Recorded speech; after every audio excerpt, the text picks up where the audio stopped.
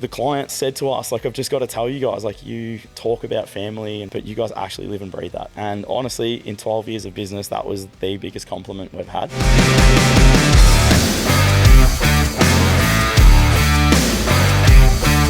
G'day guys, welcome back to another cracking episode of Level Up. We're back in the shed this afternoon and this one's going to be an absolute beauty, I reckon. So I've actually got half of the Backman Builders team here with me. So I think the better half couldn't make it, but anyway, we'll go with the one we got. But look, I'm super proud to have him here. He's up in Queensland on holidays. So the Backman Builders operate out of Melbourne and the Macedon Ranges. So big warm welcome to Dean. How are you, mate? Thanks, mate. Thanks for having me. It's good to be somewhere warm, getting out of Melbourne, Victoria's winter. But yeah, I think you've been talking to Darryn a little bit too much there, mate. He's always saying I probably talk too much and he's the better looking brother. So, mate, I love you guys. You as a characters, and it's always a good chat talking to either one of you. But yeah, I think the two of you can both talk an ear off. Yeah, I think you've had a couple of beers with Darryn previously, mate, and I think you see who really talks. And Darryn will say it's me, but I'll say otherwise. Yeah. Hey, mate, thanks very much. So you're up in Queensland on holidays, enjoying our warm weather, and yeah, really appreciate you taking the time out to jump in and do a podcast. Thanks, mate. Yeah, it's our annual Noosa trip with the family. So I've got the good wife and 4 daughters up there with my parents at the moment. So just taking that mid-year break before it's time to knuckle down again. Yeah, well, mate, firstly, like, fantastic that you're scheduling in holidays and doing it. Like, so many builders just running around chasing their tail and sort of squeezing in a bit of time here and there, but like you actually schedule your breaks in. And because you were just talking about, like, it's pretty much a year ago that you were up here. You were following me on social media. I think you rang me up. I was on my Bryce Street job. We were going to try and catch up, but it didn't pan out. But and then you were talking to a few of the other members and you basically jumped on board with Elevate, and the rest is history. Yeah, exactly, mate. It's been a massive year. We've been in business for 12 years, and as you touched on, there's Darryn, my brother, and myself. So we've been around the traps a while and learnt all there is in building and business. And we were actually holidaying together last year in Noosa together for our dad's 70th, and had some time to actually sitting on a jetty and having a couple of beers, and just looked forward to what's ahead for us and what we wanted to do. And as I said, been following Live Life Build, and along with sort of passive house sort of stuff as well, that we took the plunge on both. And yeah, the last 12 months has been massive for us. We've worked on a lot of things, but I think, look, Darren's probably been a lot better than me over the years at focusing on himself and maintaining gym work and health, whereas I went the other way. I was kind of, had kids first and started getting a bit more of a dad bod going on. So I prefer your way, mate. Turning that around a bit in the last 12 months, 100%. But yeah, look, I think with all the stress and everything of what, especially life in Victoria and Melbourne was like, with, the old COVID and everything, I just needed to really, I suppose, there's a quote that I found a few years ago that was, look at yourself in the mirror and go to war with yourself.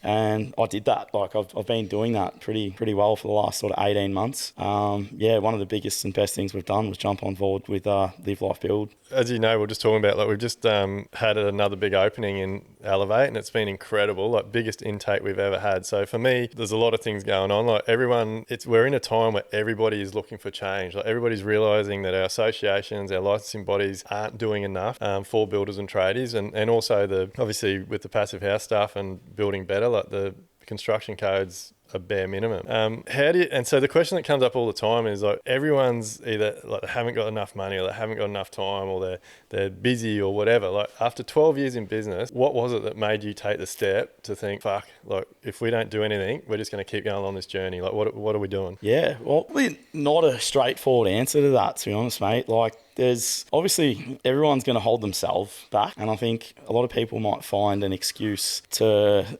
not take a plunge into it. It's no different when you first get into business. Like, there's people out there that'll say, oh, it's not a good time because we want to travel, or we want to have a kid, or we want to buy a house. And it's like, to me, we don't think down that line. Like, we're always looking to kick the next door down. It doesn't matter, we've done shit in our life that, time. I've had 4 kids, like, timing of all of those were probably not right, but, fuck, like, we've done that and we're happy. Like, we're, we're making our own sort of journey as we go. It's funny because, like, with business and life, people always ask us, how do you actually cope and how do you do this? And just some days you fucking don't. Like, you get through. But like, I think it could go either way. It's either really good or really bad. And I feel just from the bit that I've learnt from about you and your brother, like I think you're the good way. Like you used to just bounce off each other really, really well. Yeah, like we've got an awesome family network, mate. Like, I mean, without Darryn and myself have got each other.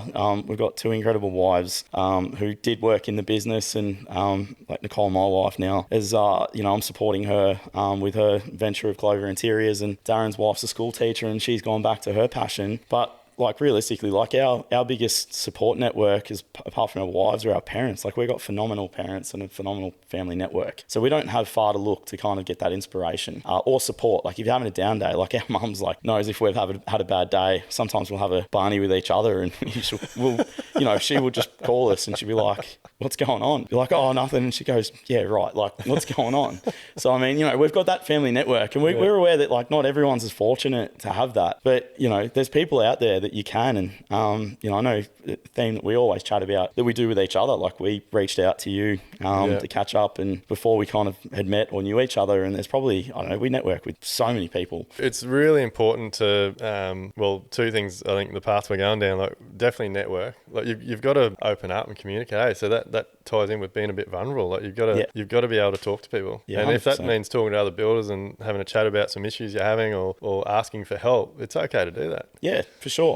Like we just even had we're doing a basement job at the moment in Melbourne, and for us that's been a long time coming. It's taken 3 years to get off the ground, and we sort of put the odd sort of informative video up, and same thing, like just share some education, and might help someone else. It might give someone else a better way of doing something, or vice versa. It might have someone else reach out to us and say, "Hey, I saw you did that. Like we did it like this." Like but we had builders, like a bunch of guys reach out. And it was just on some waterproofing detail of the basement, and we had so many guys reach out. Like it was like bang, bang, bang, and those guys. Some guys have got something coming up, and they're gonna follow that along, and hopefully it helps them on their own job site. So, but yeah, like, I mean, the personal stuff for me is like always number one, as you said before. Like we schedule everything in, and like, as great thing about Elevate, we all support each other with ideas. But for me, my scheduling is everything. It's got to be about my kids and my family first. Yeah, 100%. Yeah. And I was just having this conversation with another builder a couple of days ago, and I was explaining to him how, because he's like, "Oh man, I don't do anything. Like,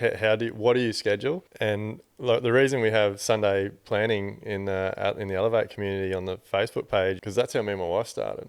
Like we never, because if you don't schedule, I think this gets overlooked. Like when we talk about scheduling, most people think you're talking about the jobs, but it's actually your personal. And ours started by simply locking in 2 hours on a Sunday afternoon for me and my, because we got to a point where like I was doing nothing for myself, my wife was doing nothing for herself, or missing out on kids stuff. The business was just constantly running around putting out fires. And so the very first thing that ever went in we got the joint calendar, a bloody Google calendar, and put in 2 hours on a Sunday afternoon. And I think the first 2 or 3 things went in there. Like I wanted to start doing some sort of exercise, so I organised to catch up with some mates on a Tuesday and a Thursday morning for an hour, and she wanted to start going to gym. So like we put those 2 things in there, and like within a few weeks we're like, shit, like this is actually good. Like someone rings me and wants to meet me on site on a Tuesday morning, I'm saying, "Oh no, I've got something scheduled in, I'll meet you here." And even like, and then that started to grow, and then it turned into me helping taking the kids to school twice a week, and and then it was a lot of it made me realize when we started scheduling I wasn't doing enough around home, because then it started going on to me cooking dinner a few nights a week. And so the schedule really started with all the personal stuff, like you said. And my big thing now is like, if I'm not right, nothing around me is right. So first things in our schedules are, it's whole filling your cup. If there's no overflow for everyone else, exercise, and your cup's empty or even just half full, like everyone else is going to miss out on it. And we all talk about that a lot, and we talk about it within our business. Like we've got some awesome people that work for us, and probably one of the most influential guys that influences our culture in our work is a adult apprentice. So we've got 2 brothers that work for us in our chippy crew, and James is kind of the junior brother, and he's like really fast tracking through to more of a full-time supervisor. But his older brother, who's an adult apprentice, has got 4 kids as well.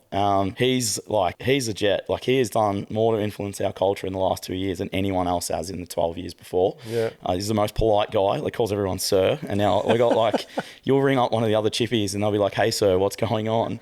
And, you know, I know there's a lot of guys we network with that have met Josh and James through like, you know, live events and, you know, webinars and stuff that we get all our guys involved with training. And, you know, people kind of go, oh, hey, sir, like they're not even in our business and they're kind of along it. So have you got your team into scheduling their personal stuff? Yeah, look, we've actually sat down a couple of months ago with our chippies, especially. Like they're just workers. Like they don't want to stop. They're just young guys. They're just passionate about what they're doing, and we're trying to like influence more of what we're doing in our personal life on them. Yeah. I mean, start of the year, the same guy Josh I'm talking about, I said to him, what's going on with the kids starting school? And he goes, oh, I've got little ones starting prep. And I'm like, well, you're going, aren't you? And he goes, oh, no, I've got work on, sir. And I was like, well, no, you don't, mate. You're going to drop your kid off at school. And I saw him later that day and I was like, how was it? He goes, oh, thanks so much. Like, that was the best. I can't believe I was going to miss that. And I said, well, if you ever miss that, I'm probably going to want to kick your ass because I don't want to miss it for myself and I don't want anyone else to miss something. Like, work's work. Like, I think if you're prioritizing work, that's awesome. Like, you're a team player. But if you're not prioritizing yourself, like, eventually it's going to catch up.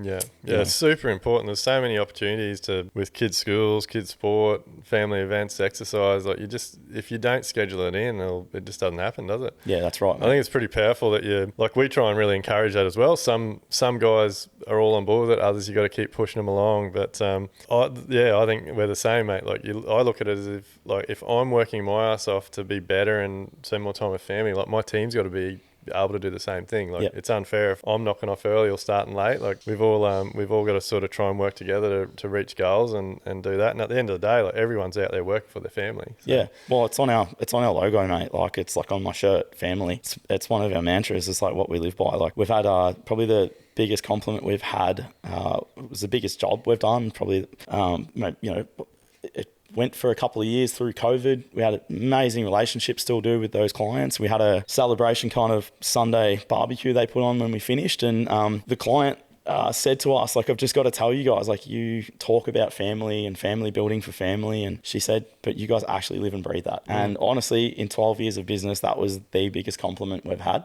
That's awesome. Because that just shows to us that our clients are seeing that. So, you know, we get clients. And that's what's going to separate you. Like, that's what's going to get you the clients that separates you from the builder next door and the builder down the road. Like, that's you. Yeah. Like, and we don't necessarily just build for families. We've got a lady, a single lady coming up that we're starting a project for in a few weeks. And she's met a couple of kids out the front of her driveway when I was swapping some stuff with the wife, swapping over work hours and talking about scheduling. I was helping her get her day done and she was helping me. And, you know, like, they still see, hey, you're a family guy. So if we're not there, you know, I probably used to feel guilty that I was not at work and I was like going to do a kinder drop off or a school pickup or something. And then I thought, nah, stuff that. Like, if people don't understand me and they don't understand like where we're coming from in our morals, well, they're not our client. Yeah. So I just, if I'm not available, there's a reason, whether it's a personal reason or a business reason. Yeah. I'm not available. So we always call back. Yeah. You always get an email back. There's no correspondence. And that's part of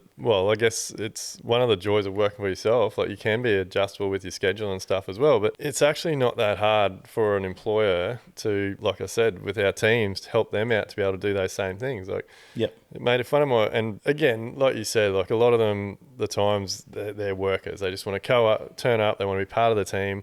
And like, I do feel like there's a couple of our boys that I'm on their back all the time because I know they got young families and stuff. Like, hey mate, what's coming up? I know my kids have got stuff, so your kids are going to have it too. Like, make sure you take that time out. Like, but so we try and, like, with our guys now, like, we just tell them, like, mate, if you drop your kids off or you pick your kids up, whatever, like, we'll still put in your 8 hours. Like, it's part of the deal. And like, they end up like working harder when they're on site anyway because they appreciate you offering that and doing that. So like, we're in a new age, like, where if we can be conducting our business on Zoom or, you know, out hours, or, I always say win the morning, win the day. So, like, if I'm up at 5:30 and cracking into my day, I'm ahead. So it's funny because you still rock up to like a school drop off and, always got like some sort of Backman Builders gear on, whether it's a hat after the gym and I've gotten to a school pickup or on the way there, and the amount of people still say, oh, you're not working. And it's like, it's just not like that anymore. Like, just because you're not on site, it doesn't mean you're not working. Like, we're on a phone, like, we're emailing, we're communicating. you know, you've got Dropbox or, you know, your Slack chats and all this sort of stuff that we're all using. It's all perception, mate, isn't it? Like so many, that used to not annoy me, but put me on edge a little bit, because you'd think, oh shit, the boys are on site working. Like, is it like I'm here dropping the kids off or picking the kids up, or I've come home early to cook dinner for the missus or whatever. But like, so I'm a big fan of like, you work when the work's got to be done. So like the other weekend I went and did that breathless expedition, and I knew I was going to have the Thursday, Friday, Monday off. So like 4 days before that, like I was in the office 10 o'clock at night, smashing out the proposals. Like, you just got to do what you got to do. Like, and that gives you the freedom to be able to have that bit of time off when you can. So it's look, it's definitely a changing environment. The everyone's like, and like you said, with your phone, like your business never leaves you. Like, you've always got access to your plans. Can be a bad thing. Hey? Can be a bad thing. Oh, but it's only a bad thing if you don't control it and you don't schedule. Yep. So, mate, I'm huge on my phone. Like, I don't answer or respond to anything for any businesses like after 4 or 5 o'clock. I don't answer them in early in the morning. So you've got to have that discipline. Like, discipline. It's that setting a standard, isn't it? Like, we all talk about it, but I think that's something I failed at a fair bit. Younger days was just, you know, pretty early on. I got a second phone just to be like business, personal, and differentiate the two of them. Yeah. You know, and it took us a while to kind of say, okay, well, we've got a client that's going to contact us at like, literally, we had a client that used to just want to email at 12 o'clock on a Sunday night. Yeah. And I'd get dings on my phone and I'd wake me up and I'd be like, just play with your mental health as well, because you're not having that time. So I think you learn over time. Like, we all learn and get better at doing things. So how do you deal with that sort of, do you set an expectation with your clients around that sort of stuff? Yeah, it's on everything, mate. Like, we got like from emails to contracts to everything. It's like, you know, our business hours, our, you know, site meeting hours are a little bit different, because we try and have a lead chippy or, you know, lead chippy supervisor involved with the client meetings as well. Yeah. So, you know, they know. And look, there's still times where you've got to break that because there's something maybe super urgent, that, you know, but that's rare. Like, honestly, it's got to be really rare. Whereas years ago, we'd think it was, they need to know where a door handle is and the boys are putting door handles on the motor. It's like, doesn't matter. But I think if it's something urgent, it's fine. But for us, we're pretty clear with it. And look, if someone even tries to call us a couple of times and they can't get through to us, we ring in the morning. Yeah, it's not, it's not your problem. No, is it? no. So, mate, tell us a little bit about how you, like, what's your background? Where did it all start for you? Mate. Well, I think for Darryn and myself, like, we've got a heavy building family. Like, two of our uncles are builders. Our dad had a concreting company for years, and it's funny because Darren's the middle child, the larrikin, and he would always say to Dad, "I'm going to be a concreter when I grow up, Dad," and he's like, "Bullshit, you are." So, you know, we sort of had a lot of fun at school and both finished year 12. And how many years apart are you? 2, about 2 and a bit. So Darren's the middle, and we've got a sister who's close, who's the youngest. But I was no slouch at school, but I was really always enjoyed, you know, my mates and girls and parties and stuff, like most young blokes. Yeah. And I sort of was actually weighing up between being a vet and being a builder or chippy. So I just got to like year 12 and just hated stuff like chemistry and stuff. And I was like, let's follow the carpentry route. And I did a trial. My parents at the time, we'd moved up to East Gippsland, and I did a trial with the builder up there who was building my parents' childcare centre, and loved it. Did 2 weeks of framing, and I was like, this is it. I want to do this. Ended up moving back to Melbourne through my apprenticeship with one of my uncles, and was fortunate enough to work on really high-end homes. Yeah. So, you know, I learnt pretty quickly what it's like to have high standards, and, you know, I suppose see the different business side of things. And I actually saw my uncle like always on the phone, and I was like, oh, he's always busy. He's always got stuff on. That's exciting. And I was like, I want to be running my own show. So I was about 22, and Darryn was in his 4th year of his apprenticeship. Followed a pretty similar route after school, but Darryn did a lot of framing, whereas I did the lot. So Darryn came over and worked with me, and we started Backman Builders. I was 23, Daz was 21, and I had a lot more hair back then, mate. But I also have 4 daughters, so I don't know what was worse. So was there a gap between going from an apprentice to, like, how did you go from being an apprentice to being a builder? So we pretty much like networked with a couple of people. One of Dad's best mates growing up was running a like development sort of in Melbourne where there was like 10 triple story townhouses, and they had problems. Like we talk about shit builders and shit tradesmen, and like we were going in and just we're like called David and we're like, mate, this is fucked. Like there's so much wrong here. And literally within the first week he'd kicked them off and he said, can you bring in your own crew? So we had a few mates that were looking for carpentry work, and yeah, we ended up finishing this development and went from there. We lined up a owner builder job that we kind of went on and sort of managed with them, and then we did a couple owner builder jobs with mum and dad and ourselves, flipped a couple of things, and did that for a couple of years, and I got my unlimited license, and yeah, we didn't really look back. We obviously learnt a lot pretty quickly. Yeah. I don't like everyone with like our margins and stuff would have been low back then, and we sort of. What were some of the most difficult things you think in those first 10 years? Like what were some of the most common challenges?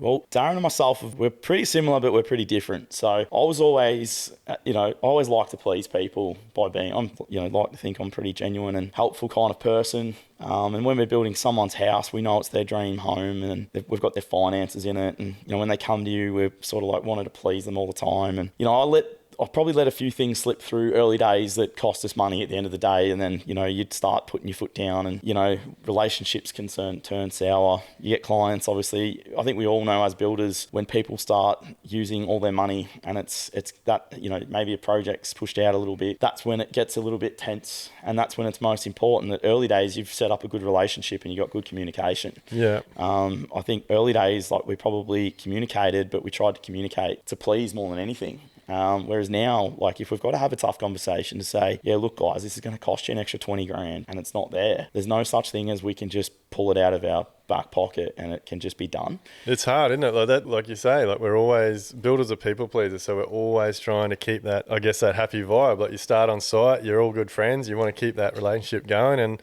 it can be quite difficult to make a call sometimes, whether you got to have a hard conversation. And I think a lot of builders do, and I know I did for a long time, like we do ourselves out of profits. We do ourselves a lot of, I guess, anxiety and all these other pressures because we won't bring up a conversation. Yep. Yeah. And like a simple conversation can just put it all out on the table and solve a lot of problems. Yeah, and that's one of the things that like drove us to sort of coming across yourself and Amelia with Live Life Build was, we were running like, what we think's a pretty good business and, great clients, leading into the type of work we want. We've now gone to down the passive house road, and that's another conversation, but we'd gone through great builds and where clients had just come to us and do the old tender and you win the job. And, like the final straw for us was we had a amazing house that we've built, and it's now in magazines, and it'll be a statement piece for us probably for our careers. But like that project had like 35 variations with one of, I think at the time they were like a top 20 Melbourne architect, and the relationship with us and the client never broke down. It was amazing. The relationship with us, client, and the project architect was great. Like, but there were so many missed things, and because we weren't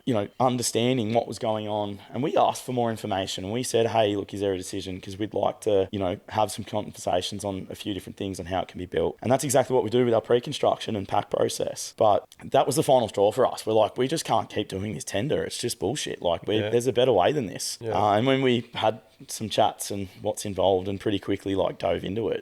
Now, like, 12 months or so of like us kind of thinking about how we want to set it up. And it has been set up for like pretty much 12 months. We're working with designers we want to work with that are high performance designers that will only work with the pre-construction process because they know it helps them too. Oh, mate, it is becoming the standard. Like so many people are realizing the value of creating a team. Like, mate, I look back to how we used to do things and I just think, fuck me, like no wonder, like we dealt with all the shit we did. Like no wonder we had situations with clients. No wonder we made no money. Like it's just a no-brainer once you get your head around it. And if you're going to charge, like say a client, I know everyone charges different fees, but like if you're going to say charge someone 6 to 12 grand thereabouts, depending on the scale of the project and what's going on, like we're wanting to build high performance and the end goal is passive house. But for us, like there's a lot more pre-construction to step through there. You don't just draw that and it happens. Like you got to work with the team. So, we've got, one in particular with Outlier Studios we work with a lot. We've got an awesome relationship. Like we catch up for beers, and like we went up to the conference together to Sydney a few weeks ago with some of our team, and, we talk about... That was a passive house conference. Yeah. And we talk about business, we talk about life, we talk about kids, and it makes us get better because we've got that connection, and then the clients can connect. Do you think it's helped the relationship you have with your architect, like you having an understanding of his business and him having an understanding of yours, has really helped that preliminary process? Without doubt. Because so much of the time, it's a lot of butting heads, isn't it? Because like builders think the architect's charging too much, and the architect thinks the builder's charging too much, but either party has no understanding of each other's business. Yeah, and the reality is, and I've said for a long time, like especially with engineers, like there's some great engineers and there's some bad ones, just like there's some great builders and there's some bad builders. Like it's everywhere, every industry. But I think, you know, when you get an architect designer and they go to site and they maybe see what's happening, like everyone's different. Some people will pay attention to the nuts and the bolts and see what's going on. Some people will walk on and just want to take a photo for the Instagram. Yeah. And that's all they're thinking about. So I think if everyone's helping each other, like engineer, designer, you know, you've got obviously all the other consultants that we know that we need to get plans approved to build. Yeah. If everyone's on the same page and everyone's on the same team to help each other, it's a dream. Like I know you have that process and you've got those relationships with certain designers and architects, and that's what we've got happening ourselves. It's such a good process. Yeah, like I don't know, I hate the phrase game changer, but it is like when you build those relationships. But look, I think something I've really like, it's like everything, like as you know with Live, Life, Build and Elevate, like it's far more than just a builder. Like we do a lot of personal stuff, but it's incredible. Like I always look back now. Like I used to look back and just get pissed off. Like fucking lost money on that job. Like because we built so many incredible homes where we broke even or lost money or maybe made a little bit of money. And you were the bank. Like, we were the bank, and like the client would live in it for a couple of months or a year and like sell it and make a fortune. Like the real estate person selling the house would make more money on their commission than we made for building the bloody thing. Yeah. And I know that same scenario is still happening now, but I look back now and I use it to encourage me to keep growing, because like with architects, I completely understand now why so many of them are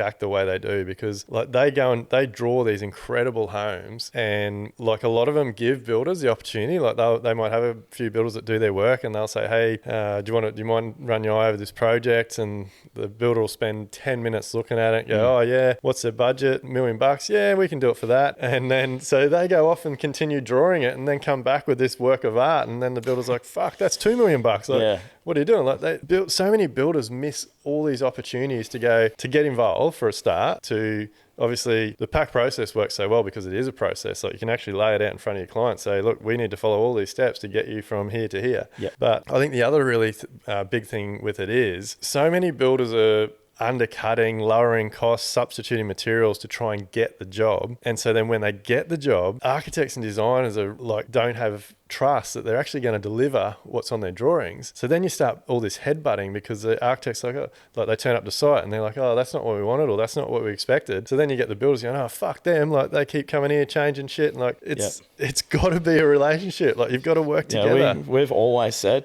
I use it in my own house. Like I'll ask my kids, like, what do we say? And we'll be like, teamwork makes the dream work. Like everyone does. Yeah. And I think when everyone works together, like you can achieve great things. Yeah. Like it's known, like, you know, I'm a massive sports fan as well. And you don't just go and see like a team of like different superstars go and win a championship or a grand final. Yeah. You've got to be an awesome team. Yeah. To win the ultimate. And that's in business. We're all after, you know, I know for me, like everyone talks about money, but like money, I think, takes care of itself when everything else is going well. And if you're worried about what the bank balance looks like, you're losing, like, because you're not worried about other things. And I've been guilty of it at younger days. Like I don't sit still. I drive my missus nuts. Like I don't sit still. Like, you know, as you know, like, a couple of years ago, I went and bought a farm and made the move out to the Macedon Ranges, and I've never been happy of it. You know, I sit back and I've got a little bit more land, and so I go and buy some more cattle. And she's like, "Oh fuck, Dean! Like, what are you doing?" And you know, and she'll be laughing, like, because she knows it's true. Like but we push each other because she's kind of like the calm influencer, and Darren's the same. He's the one who's be like, all right, chill out. Like, you know, we're going to do this. What advice could you give to people that are listening, like if they're like resonating with some of the scenarios we're talking about, what advice would you give to them if they're thinking about building a better relationship with a designer or architect? Like, how do you go about it? Yeah, well, it's no different to anything in business, I think. Like, even if we're talking about, building a standard built house, or, getting involved with high performance homes or whatever it might be, even if it's business practices, like if you're waiting for something to come to you, it's not coming. Like you got to get, on your own 2 feet, pick up the phone. Like, we network with a lot of people. Like, that's how we started a relationship. Yeah. And if you're networking with other people and reaching out and getting on the front foot, like, we go to webinars, we do courses, we go to training days, we'll go catch up with other builders for drinks, or have a coffee, and no different to what we'll do with a few Elevate guys tonight. But we're all there to help, like, grow each other. And if you've got designers there and you approach a designer and they're not interested and they don't show any interest, you might try again. But then if it's not going anywhere, you just sit back and say, well, there's plenty more fish in the sea. Yeah. But it's, I think you've got to know what you want to do. Like, we know 100%. we want to build high performance. We know we want to be a sustainable builder. Like, we know the types of things we're doing with our waste management on site. That's actually attracting clients and designers for us, because they see what we're doing. And that's the key, isn't it? Like, with everything in business, like, you want to attract like-minded designers and architects, clients, subcontractors, employees. Like, you want to build a team around you. And I think this is another important thing. Like, when I say team, it's everybody. Every person that my business touches, accountant, lawyers, solicitors, like, they're all my team. You want to be attracting people that have a similar interest to you, that are driven like you, that are going to have the same sorts of values and qualities. Like, and that is what makes the team win. Absolutely, yeah. We did, a prime example for this is we did an open day. I actually caught up with another builder that was building a high performance home last year, and we talked all our chippies. And one of the chippies actually was an apprentice, made mention, and Darryn heard it, like, oh, do we have to be here? Like, what are we doing here? And Daz is like, don't worry about 3-strike system. If you are blatantly just not in the calls or not talking our language, you're gone. Like, and I don't mean that in a real ruthless, cutthroat way, because people who know Daz know he's the larrikin. He drives our culture, and, he's the piss taker. And, he's so when someone said that, it's like, nah, hang on a minute. You're not invested in what we're trying to achieve here and what we're trying to do. Yeah. So, prime example again, like, you got to have the right attitude. If you don't have that attitude and you don't want it, well, nothing's probably going to change. Yeah. You've got to actually get off, your backside and go and do something about it for yourself. I know for me, like, same thing. I probably sat on my backside in my personal life a little bit for a while and just thought, well, I've got kids, life's busy. But, I actually commit now, and have done for about 18 months, to be consistent with my training, and I'm at the gym. I work my life, my business around it. Because I know if I miss it and my head's foggy, or I'm a little bit frustrated, like, you'll look at it 9 times out of 10, it's because I haven't done any exercise, or I haven't had a blowout. But isn't it unreal how once you start getting into that, and like, I'm guilty of this, like the last the week since I got back from that bloody breathless expedition, mate, it's taken me 2 weeks to thaw out. You've been breathless, mate. I have been breathless.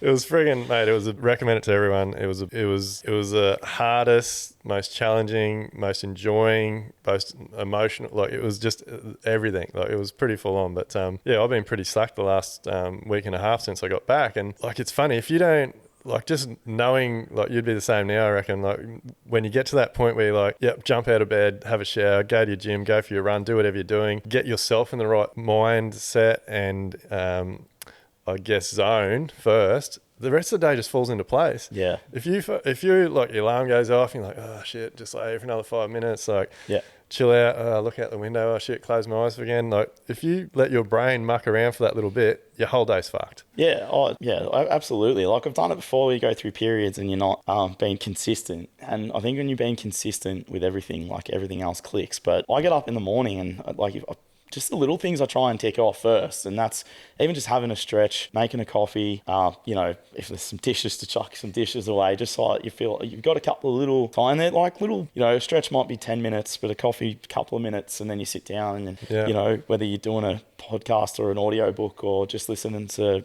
pump me up motivational video or Yeah. some tunes, whatever. Like you're already achieving something. And when you don't do that and you maybe crawl out of bed or, you know, I get it. Like I'm not on the tools anymore. So, you know, I still get to site early on the days I've got to be, but my day's a little bit different to maybe some other builders who are on site early, getting home, Yeah. and then they got the yards to catch up on at night time. And we've been there. Like you know, if you've got to catch up with everything out of hours, eventually you're going to fail. Like, because it's not sustainable. You lose your passion. Yeah. Like you just start getting the shits with everything. Yeah.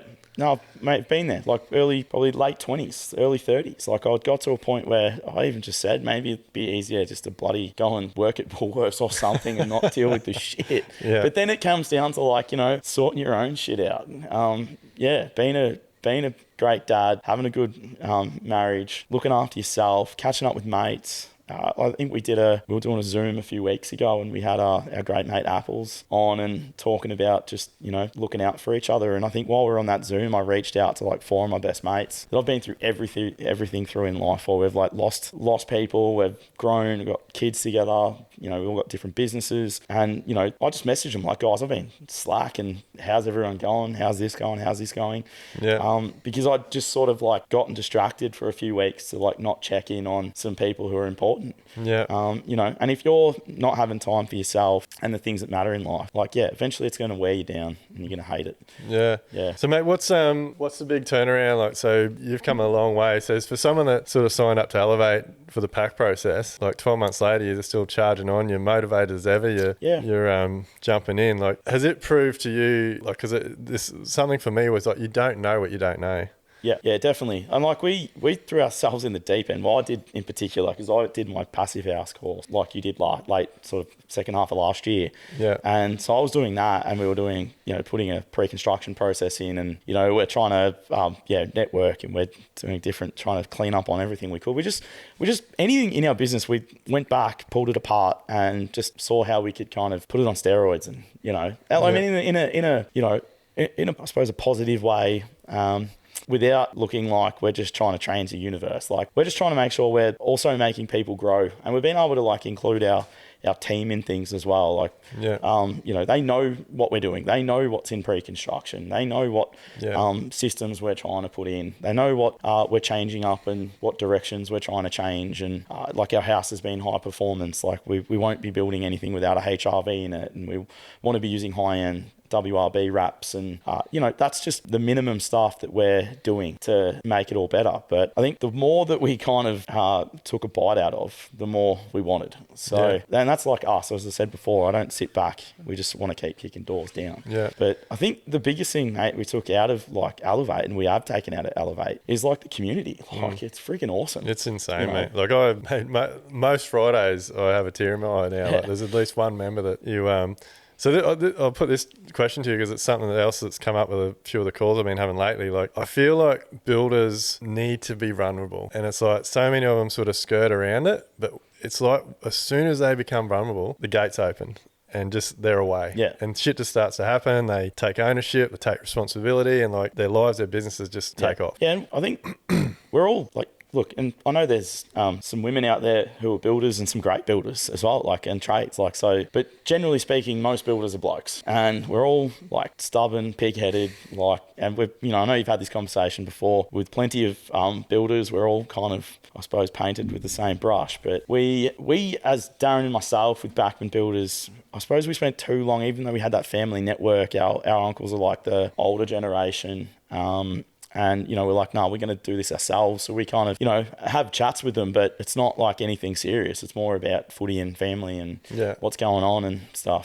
Whereas with us, like, we kind of went through like 10, 11 years, and we have the odd chat with the builder and, you know, whatever, but it might have been someone we've already got a connection with. Whereas I wish we had have done that early days. Like, the stigma's changed, and everyone else has bought in to say, no, we're going to help each other out. And I know you guys have taken a big intake into Elevate, which is awesome because the community is growing. But I know, like, I talked with the Darryn about it and some other members, like, you can almost just like feel things changing, not just like talking about it, but you can actually like almost feel it. Like, when you approach something, that you know that it's kind of like almost like a physical change. And that's what we want. We all want a physical change because it's got to be better. The industry is like it's on that tipping point. Like I said earlier, like I really feel like I went to that Master Builders conference a few weeks ago, and then buddy jumped on and did a rant on social media. It got shared, got picked up. Someone over here sent it to over here, and before you know it, I'm raising hell, spending hours on the phone with some heated conversations. And then anyway, that led to a meeting, and look, we'll see what happens from that meeting. But I think our associations are very aware now of what's going on. And look, I'll keep pushing for it. I honestly believe, only in the last sort of week, actually, I've probably got a bit more focused on it. Like I believe all builders up to $15 million turnover and under, we need to be separated. We need to be our own. We need to have our own licensing. We need to have our own rules, our own regulations. Any builder turning over $15 million, or maybe it'd be like say 30 homes a year, they need to be in another class. Like we are so different. I honestly would feel for young guys knowing that we were 23 and 21 when we stepped out into this. Like, yeah, we were ready to take on the world. And when you're a young bloke, you feel like you're invincible and you're going to kick ass. And you know what? I'm bloody proud of what we've achieved together. No, you've done very well. And to do it with my brother, and that's one, like a lot of builders out there will just have themselves and maybe their wife. Like we're so fortunate we've got ourselves, like each other to have, and being brothers to do that, like it would be something really like to look back on later in life when our kids are older to say, well, look what we've done and achieved. But for young blokes now to start, if you want to get out there and be a builder now, like fuck, I feel sorry for them because we've gone through so much shit. Like it's gotten harder. People like watch stupid reality shows and don't have an idea of what the real world is like in building. But I think if you're trying to get out there now and you don't have a good financial background or you don't have, someone with a money pit to help you out, like I don't even know how you're going to get insurance to be a builder. Like you can get your license. At the end of it, it's like getting married. It's a piece of paper. Yeah. Like it doesn't mean shit when you start a business. Like you've got to have it. But I think if you're starting out now, like like this, and again, I've definitely changed my tune because if it had been harder, and I say this all the time, if it had been harder, I probably wouldn't have done it. But for any builder, any young person out there now doing an apprenticeship or trying to get their license, you cannot spend enough time, money, energy on educating yourself. Absolutely, mate. Yeah, I was just going to say, like having platforms out there, like Live Life Build as well, that a lot of that stuff just wasn't there. Like you used to be able to go to we went to HIA for like, pre-license revisions and, this is what you need to prepare for. Like keep in mind, like I think we just had an iPhone come out when I was like an apprentice. So now like it's a bit easier, but you can get... You're making me feel old. I still had the old Nokia 3210. We could only get text messages. But yeah, so I mean, like, there's so much at your disposal now. Like if you sit there now and you're not doing anything to, I suppose pursue a better business life, personal life, like you can only blame yourself really. Yeah.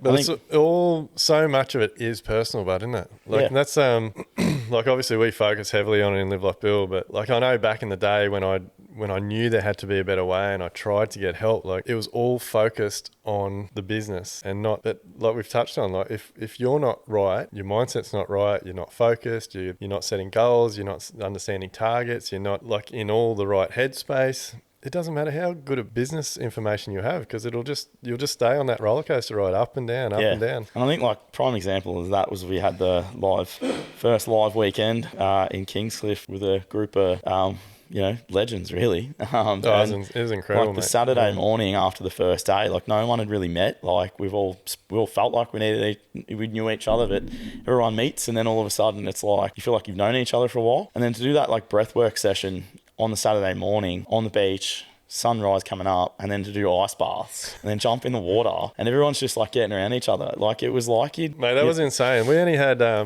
think it was like 7 or 9 people respond and say, yeah, we'll have a go at the ice bath. And I think Daz and me were pretty freaking keen. I don't know, we're lunatics. We pretty much I don't know what we ended up with, but like I would say 80 or 90% of the people that were there all did it. Everyone did. So, and you got our main guy Shay like making us look like amateurs getting in for like 20 minutes or something.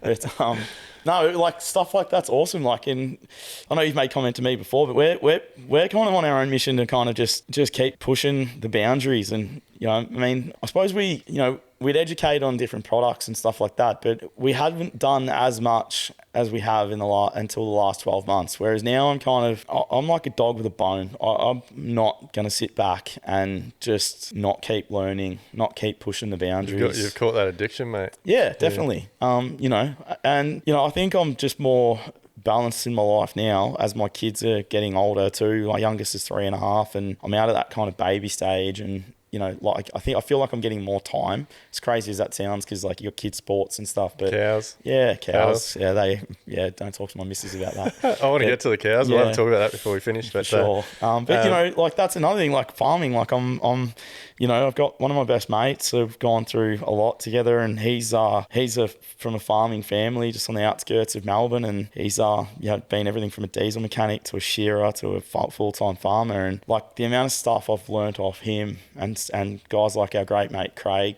involved as well. Like you just kind of, I'm just a sponge. Like learning is just something that I think we all should just keep doing. And if we stop 100%. Learning, we're not moving. Well, before we move on to the fun stuff, what's if there's going to be people out there listening, tradies or builders that are maybe thinking about throwing it in, or that, like it's just all too hard. Like what's 3 things, like 3 bits of advice, someone that's been in business 12 years, what's 3 advice that you can give from? I think the biggest one is we all make fuck-ups and have failures. Like you're just a wanker if you think you haven't failed at something. But honestly, the best thing I ever did was like I hated failure. Like I hate failure. Everyone hates failure. But I actually embraced it. Like, and there was some, you know, couple of jobs, couple of clients where like, it cost you money, heartache, like you know, sleep, the whole works. And I just accepted that and thought, what can I take out of it and make sure that never happens again? And we did it as a collective, and that was like honestly the biggest thing. You know, and like I suppose the second thing is like find your passion and your direction. So I know for myself, like I'm an asthmatic, have been my whole life. So like me finding Passive House was kind of like a really big passion and something that we're not going to look back on. It's something I'm going to keep pushing and driving because I believe like we can, you know, not just have a better building industry from structural points of view, but from health benefits. Yeah. That's such a huge thing that people worry about, you know, bench tops and tiles and, you know, tap fittings and shit. Whereas like worry about air quality and air tightness. And, mate, you need to, thermal. You need to get ratings. on Zara. We've got a podcast coming up with Zara. I think Kyle's doing a course at the moment. She is, eye-opening. Yeah, and you know, that's the thing. So find your passion. And like next is like, I think just back yourself. Like, you know, what's the worst going to happen? You're going to fail, do something else. Or you don't like it, do something else. Like we've got people that we know, like, a great mate of ours was like 36, had been a head chef for like a long time, and he now operates and runs a sustainable partial demolition company in Melbourne, and he's going from strength to strength, and he's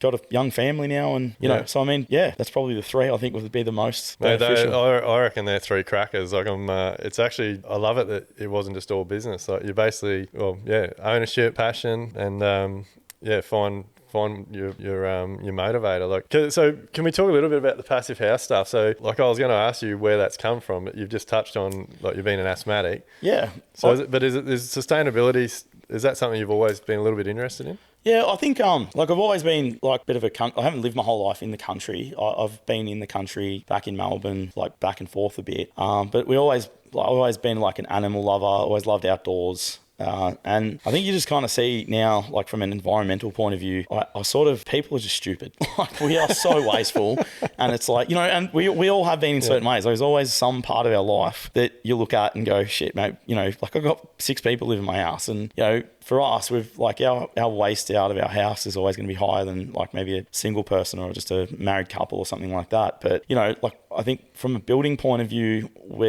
we were trying to find a better way of building, like, you know, whether it's someone's got steel beams coming out of a house because it's like, hey, it looks cool, but there's a thermal bridge there. And it's like, you know, we see things. It's like, well, where's the moisture go? And, you know, we probably didn't dive in deep enough, early enough. And I think, you know, people who we network with that, you know, the old term of jumping in the rabbit hole. And once you jump in the rabbit hole, there's, you know, I don't know, there's a climate-based thing, but funny enough, like the house we're staying in at Noosa at the moment, like it's just got timber shutters, like louvers with fly screens. They're all covered in mold, you know, so there's no real moisture management there, and, you know, air tightness about it. So I like Passive House because I think the minimums of it, you know, which with it being German based, like the there's not as big a passive house drive in Germany now because it's just their minimums. It's their building code. Condensation and moisture and mold are huge, hey? Like, it's something, honestly, mate, I'd put my hand up. Like, until the last couple of years, I didn't understand it. No one had ever talked to me about it. I didn't... We're not educated about it. It's not in our... you don't learn it at trade school. And I know there's like, they're pushing a bit now to bring in, to learn about passive house concepts and the cornerstones in trade school. But I think like we're heavily like educating even clients at the moment. Like, we've had a house we've built that's not passive house. We've brought in the elements of building it more high performance, but we had a bit of a push trying to get our clients to put in decentralized HRV systems in. It's not designed for a centralized system with all the ductwork, so we trying to just make it as good as we can and healthy as we can. And like, we had to educate them on why do we need this? And I think there was a comment there, and like, our clients won't mind it saying it because we've got a great relationship, but I think the comment was like, well, every other house getting built in the area at the moment doesn't have a requirement for it. And I'm like, yeah, but every other house getting built is not even being thought of in this way. Like, they are having these issues. They are having issues behind the walls that we don't know about. So yeah, that's a passion for us. But like, the environmental part of it, like, obviously the energy efficiency is a bonus. I just think if you're investing a lot of money in building, so why not invest that little bit more and not spend as much on bills? Like, why do you want to give your money to the energy companies and pay a heap on electricity and gas? It's massive, and it's like I remember Hamish saying to me when I was looking into doing my passive house course, like, you can't unknow once you start learning all this stuff. And it said the same to me. it's definitely driving my interest in it, because I don't want to be building homes that are getting condensation and mold in their walls and like leading to health issues and all these types of things. And like, we recorded a podcast with Zara Dakota last week, Healthy Home, and man, like, it was we're gonna get her back on, because I just didn't have any idea of the extent of it, and she's really opened my eyes up to. Yeah, like, we're gonna start doing a few different things. Like, as I mentioned before, there's a fella, Anthony from Outlier Studios, who's like, he's actually got a background of carpentry and knows design, and he's really driving as per built checks to basically make sure, like, there's no corners being cut, testing the house, and we're doing blower door tests on everything. Like, if we've got a renovation extension, we're doing a blower door test on it to basically check out, hey, is there anything that could potentially be missed? Can we seal some stuff up that we're not going to be working on? Can you talk us through that? Because I see I don't know if it's that same guy, but you did on was it Hempcrete's house or something, like Rammed Earth house, Anthony, so is that giving you a bench? Like, did you do that early to give you a benchmark? Yeah, basically, like, it probably gives us a bit more, not just us as the builder, but them as the design team, the analysis, like data. We talk data. It gives us that data, live data to work with. We were probably expecting like a really bad result with that one, and I think it was like 6 air changes an hour, and like from the standard code, like, we talk about 10 air changes an hour, which is like, guarantee you, like, it's way more than that for a lot of new homes. Oh, don't I think the average house is like between 20 and 40 or something. It's insane. Yeah, and like, a passive house is 0.6 air changes or under. So like, we got 6 and we haven't touched it. So we know when we go back to that now that, like, there's an entry door frame there that's an old rubbish one that's got no seals around glass or doors, and all the windows need sealing and stuff like that, and that we will get a good result from that, and the clients now know they've got that data. And we use it as well to educate our team. So we'll get our team in, and if you've done a blower door test on just a standard house, you can go around, you can put your hand on a light switch or a power point. Like, if you like, not so much Queensland but Victoria, there's fireplaces everywhere, so you're going into an old period home in Victoria and you've just got like this massive tunnel that's coming through a fireplace. And the reality is, if you're building a better standard house, you don't need a fireplace, because you're going to cook yourself. You're going to wrap yourself and you're going to light a fire and you're going to be cooked. So, we're trying to we're educating ourselves, we're educating our team. We're finding when we're doing these steps as well, like, we're attracting the right like-minded clients, designers. I think last week we had another 2 Zoom chats with 2 other, passive house architects. This is all work that we're chatting about, like 2024, 2025. So it's actually giving us like a real funnel and a pipeline of work that is what we want to do. But you're putting it out there, eh? So you're attracting ideal clients, the clients you want to be working for, the clients that are interested in what you're doing, which ultimately means that you're able to run a successful, profitable business, because the client's paying you for the the expertise that you have. Yep. And look, there might be a lot of people listening, I guess, that don't know a lot about the passive house. Like I went and did my course to just get more educated about it, and because I think exactly like most of the things we've talked about today, like if you don't know what you don't know, you can never improve on things. But like it just, I'm blown away by just how big this sort of stuff is. Like the passive house is one thing, and then talking to Zara about like building materials and electromagnetic waves, and like how studies are getting done that like people are diagnosed with these illnesses that are actually because of the houses they're living in. Yeah. Yeah. Like it's friggin' insane. Well, they're tested and the results are there. So like we're even going to put moisture readers in the walls, and that can be tracked as data, and that's like credit more to Anthony at Outlier.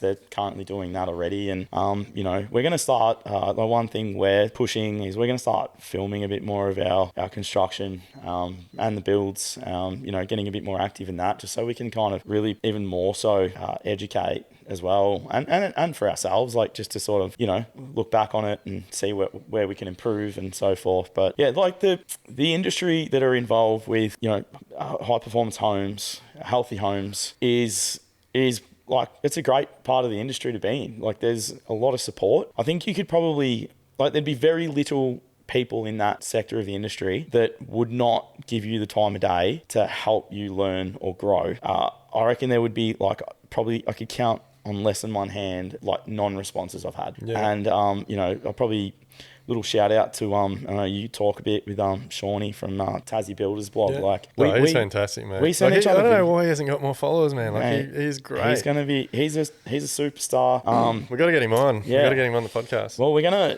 like, I mean, you know, even all the Zanetto boys are great. But I think with you know, guys like that, like they're so passionate that they're sending out, you know, we'll send each other videos of things or photos of like products or you know, whatever it might be, and it's like, hey, we did this, like, will that work? And you know, we just did and that, like, details from our guys, like the passion from our boys to learn is, it makes us feel so proud, because they're like giving up their own time to go and do things and learn. And like when they're executing like just the taping and stuff like that, like if apprentices are like taping stuff, and it'd be like they taped a Christmas present and they're ready to unwrap it. Like they're pumped, you know.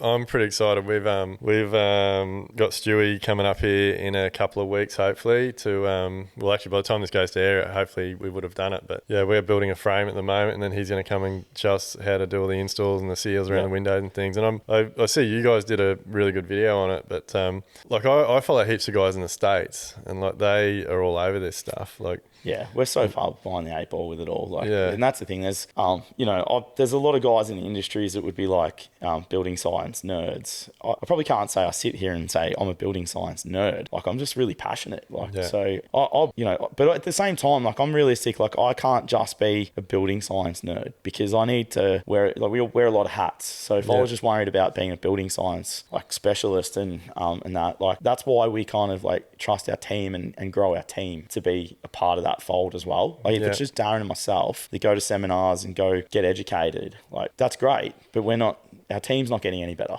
Yeah. So like getting along to like you know, Darryn didn't make it up to the Passive House conference in Sydney, but James, our supervisor, and myself did. Yeah. And it was awesome. You know, like, we walked away and he was pumped what he took out of it. Like, you can't put a value to that. Yeah. So did you take your team up there? Just two of us. Yeah. So might have to try and take more next time, but it was a little bit unknown with what we had on with site. What was going on with site with our basement job, whether we could get away or not with a big hole in the ground and pretty time consuming stuff. But yeah, we got up there, and Daz has got baby number 3 on the way, so he's made a bit more of a personal decision not to get there. But it's I think if you get along to the next one or an open day, like, they're pretty invaluable. There's just so much information. I'm keen as it would have been good just to catch up with all the boys there too, because it's just so good to see the community growing around all this stuff and seeing the same sorts of people showing up and doing posts about it. It's really, really rewarding. But mate, what do you what's Dean do to get away from building? What's your well, I think, mate, I'm always surrounded by women at home. I'm blessed to have 5 women in my house. Like, where people always say to me, you know, do you want the son? And it's like, yeah, it would have been great, but I'd love the tag of girl dad. It's it's one that I embrace. I know you are as well. Yeah. And I, to be honest, I reckon a couple of my daughters would run rings around some of the young fellas out there anyway. But we made a massive lifestyle choice a bit over 2 years ago, to buy a farm. So we moved, from Melbourne back out to get some more, back to my country roots, and my wife's a country girl as well. So we, bought some acreage, and we had lockdowns at the time, and I think one of our neighbours started calling us McDonald's Farm or something, because we have... Yeah, like I love my cattle. I've got horses and chooks and ducks and alpacas, sheep, dogs, cats. I've got a puppy at the moment from sent down from Craig, another border collie. And so, we just try and, remain active. And I think that's really cool, mate. Like, we've got very similar interests. I think it's cool because that really ties in with the passive house and the building sustainable. Like, you're really practicing what you preach, living a better life. Yeah, I think so, mate. And I think if I can get out before work, it's pretty dark at home now, a lot. But I think we just had calving, finish up for the autumn calving, and morning and night checks with the cattle. And, it's I'm in work, my but it's not, eh? No, I don't see it as work, mate. I don't see what I do as building as work. I know, we've had this chat, but I kind of feel like I don't work. Mate, I feel the same. People say to me all the time, it looks like you never stop. Like, I fucking love it. Yeah. Like, I wouldn't do it if I didn't love it. Yeah. If I can get away from some more admin, I feel like I don't work. Like, that's my next goal, is to, get away from a little bit more admin and just more work on the business. And, I love the marketing side of stuff as well. Yeah. But, I love just getting around everyone and making sure everyone's kind of going well, mate. I think that's the biggest thing. So let's we're getting close to wrapping it up. What's next for Backman Builders? Like, what's on the cards? Yeah, we're just literally currently doing a bit of rebranding.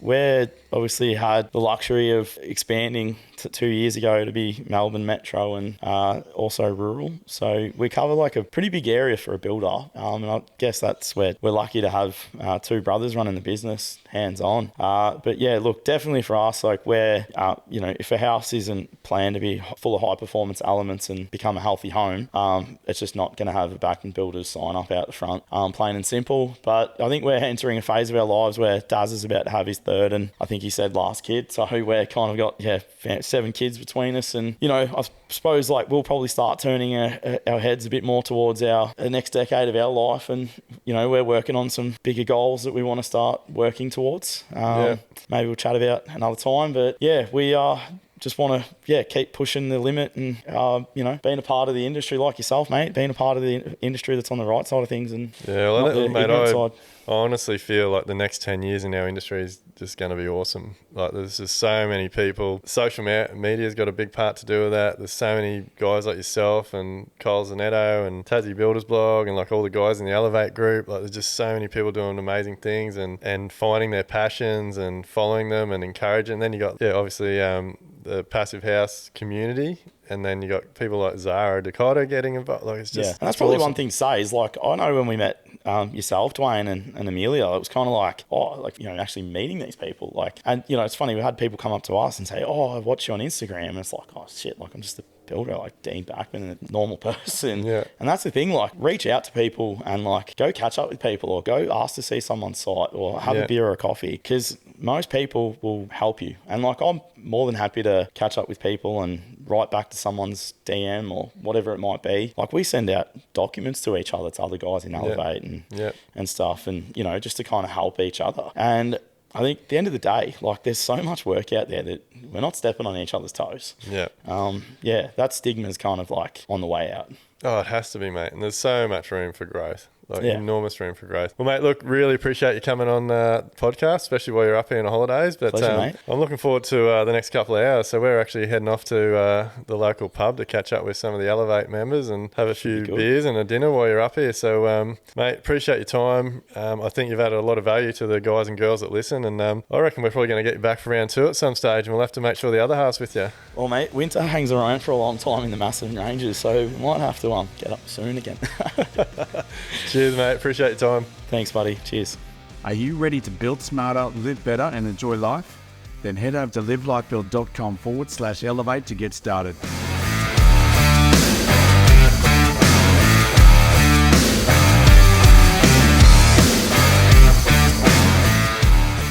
Everything discussed during the Level Up podcast with me, Duayne Pearce, is based solely on my own personal experiences and those experiences of my guests. The information, opinions and recommendations presented in this podcast are for general information only, and any reliance on the information provided in this podcast is done at your own risk. We recommend that you obtain your own professional advice in respect to the topics discussed during this podcast.